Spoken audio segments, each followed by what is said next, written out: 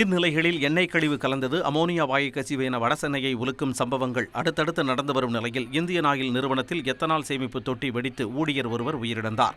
சென்னை தண்டையார்பேட்டையில் Indian Oil Petroleum Corporation நிறுவனம் செயல்பட்டு வருகிறது. இங்கு பெட்ரோலியம் பிரித்தெடுக்கும் பகுதியில் உள்ள எத்தனால் சேமிப்பு தொட்டி எதிர்பாராத விதமாக வெடித்து சிதறியது.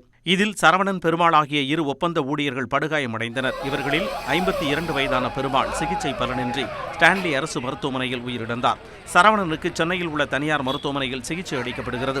இது தொடர்பாக அறிக்கை வெளியிட்டுள்ள இந்தியன் ஆயில் நிறுவனம், தீயணைப்பு படையினரின் துரித நடவடிக்கையால் பெரும் விபத்து தவிர்க்கப்பட்டதாக கூறியுள்ளது.